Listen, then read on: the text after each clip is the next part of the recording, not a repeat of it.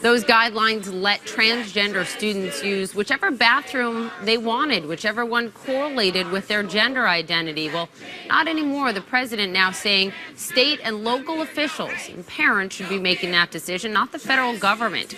This is a case that is headed to the Supreme Court. Let's go to the White House where we find our Joe Johnson. Joe, what's interesting about this, other than just the fact that we've had a reversal here from the Obama administration, is the divide within the Oval Office and the president's cabinet, right? You had Education Secretary Betsy DeVos opposed to the administration doing this. Attorney General Jeff Sessions said this is what we should do, and he won out. Yeah, that's absolutely right, Poppy. The president's new education secretary, Betsy DeVos, sources telling CNN, and she was opposed to this, but apparently eventually went along with it, or at the very least was overruled. Now, we do have part of a statement that came out from her just last night. It said, "We have a responsibility to protect every student in America and ensure that they have the freedom to learn and thrive in a safe and trusted environment," also adding this is not merely a federal mandate, but a moral obligation no individual school district or state can abdicate. And there was more pushback last night from the recording artist, Jackie Ivanko, whose older sister came out as transgender just a couple years ago. Ivanko tweeting, "You gave me the honor to sing at your inauguration. Please give me and my sis the honor to meet with you to talk transgender rights." We heard from her last night as well. Let's listen. When I heard the news, I was kind of just thinking about my sister and the things that she's gone through and the struggles that we've all had to deal with, and me watching her suffer like that is really hard to do. In order to make a huge decision like that, you need people who live it every day. So I feel like it was a little rushed, and I feel like there wasn't a lot of planning that went to it.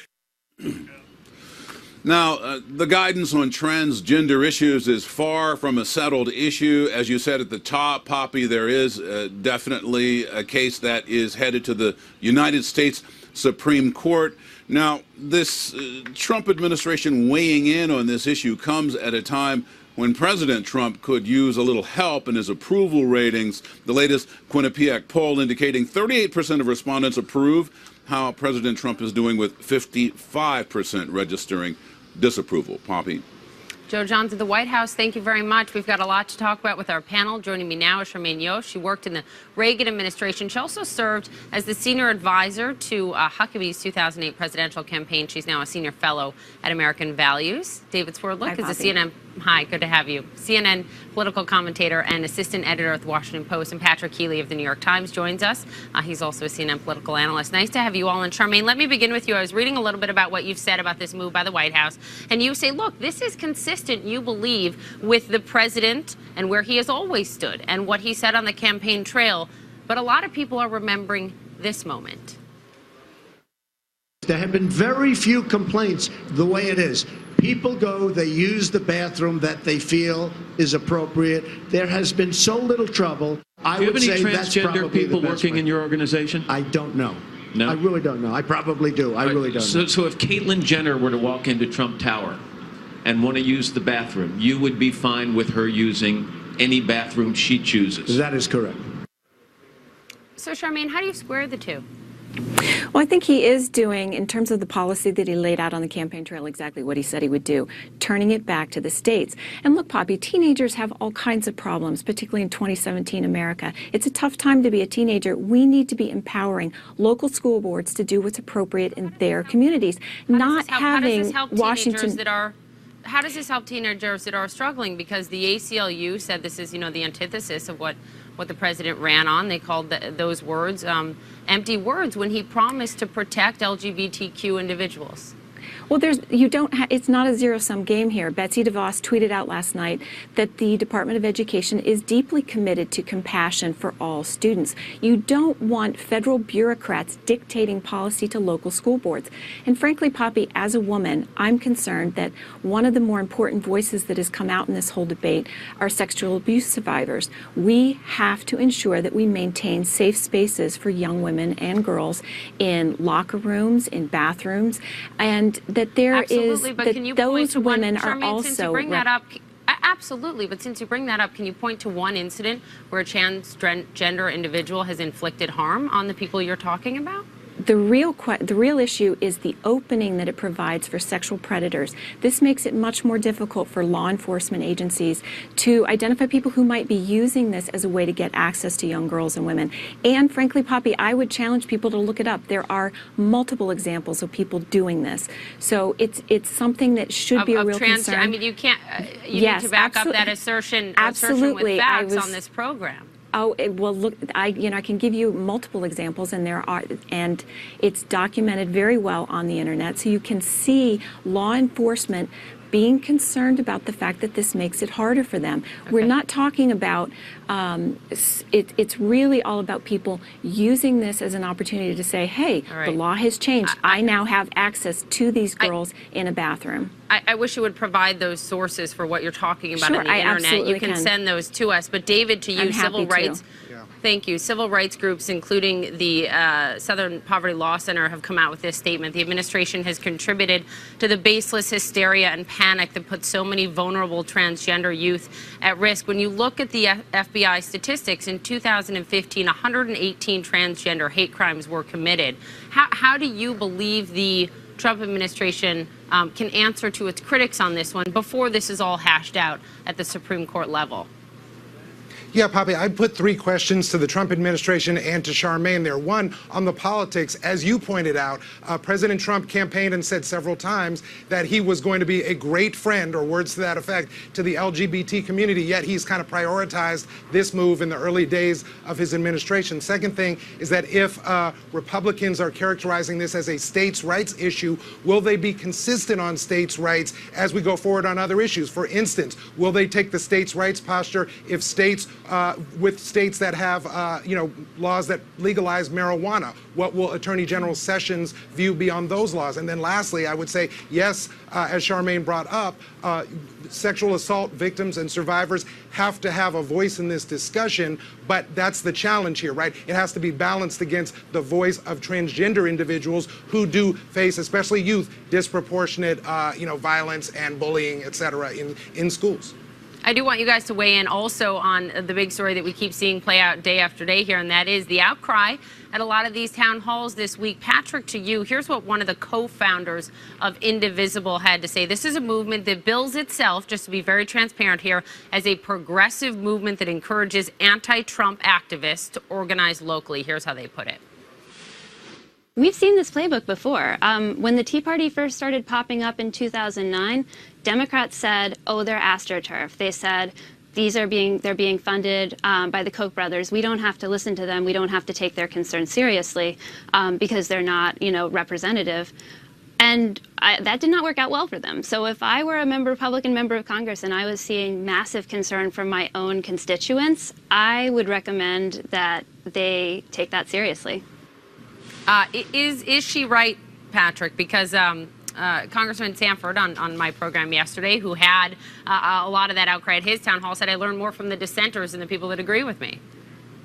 Right. I mean, the protesters, I think, on the progressive side are definitely taking a page from the success that the Tea Party protesters, conservative protesters, had for years. These aren't necessarily people who are professional protesters, Poppy, but they've learned professional tactics for how to protest. They know that right now there is a sense of sort of disorganization or maybe even chaos from some point of view in the Trump administration. There are a lot of different issues kind of going down the tracks in terms of Obamacare, in terms of Russia, in terms of the wall, in terms of tax reform. And these protesters know that the way to really get their voices heard is to make good television, is to sort of take advantage of a moment when there is a lot of kind of uncertainty and instability, it seems like, in Washington, and do things like having a 7-year-old, making comments that the kid made on television. That makes great television. That's galvanizing. It's very hard for Sean Spicer at the podium in the White House to get into a fight with the 7-year-old. You bring up a good point, Charmaine. You saw that at the top of the program, that 7-year-old, so we don't need to replay it. But, I mean, kids can't vote, but they can certainly get people talking, right? How do you think the administration can best handle things like that? How should Spicer address it when he's asked about it, no doubt, today in the presser? Well, I think we need to stay focused on the fact that, of course, there's some legitimate concerns out there with people. That's what you're supposed to do at town halls. Come out. That's the best of American politics. But let's not miss the fact that you have Michael Moore out there tweeting out, putting lists of town halls, hashtag resistance. You have pre-printed signs, pre-canned chants. I noticed that in your package, all across the country, some of the exact same signs and chants going on. So there is definitely an element of gasoline being poured on a fire, and there's also does that make it less legitimate? Yeah. Does it make well, it less? some of it is. I mean, some of this is a re-litigation of the election. Some of this is just a continuation of Poppy, irresponsible kinds of This is a rhetoric. re-litigation of the election in the same way it was a re-litigation of the 2008 election when the Tea Party came out and protested President Obama.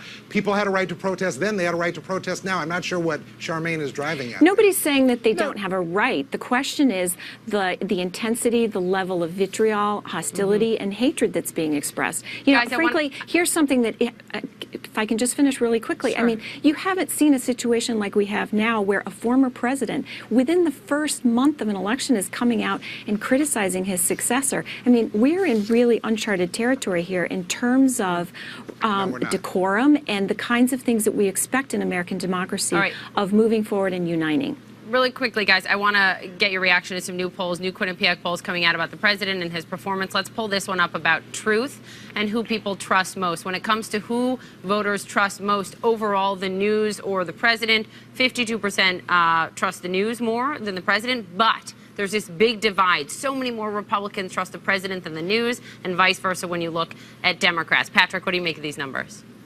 Yeah, no, I think it's, it goes to the divide very much in this country, and I think a lot of the energy that you're seeing out there, I think Republicans still feel the need right now to very much stand behind President Trump because they see him, a bit on the ropes in terms of asking the question, how is he going to build coalitions, certainly with the other side, to try to get any kind of legislation passed, or is it just going to be kind of a Republican, sort of bloc that's trying to move things? And I think the one concern I would say in terms of just on the left in terms of these protest movements is if, in 2009 with the Obamacare town hall, movement, there was a lot of focus on the right against Obamacare. It was a very focused protest. Right now you're seeing a very diffuse protest, and you're seeing, like in the polling numbers, a real sort of divide and conflict in terms of, who trusts whom and what institutions really have influence right now. So I don't think, at least right now, it seems like this, these movements aren't quite as sort of focused and strong. And for a lot of Republicans who look at the news media and who don't sort of trust us or see that these, that these videos aren't from, sometimes they think, really authentic, that it's professional protesters, that's a problem. I got to leave it there. I'm dying on time. It's nice to have you all on. Heated debate. Thanks, we Poppy. appreciate it. Charmaine, David, and Patrick, thank you. Still to come for us, a major test for the United States and Mexico's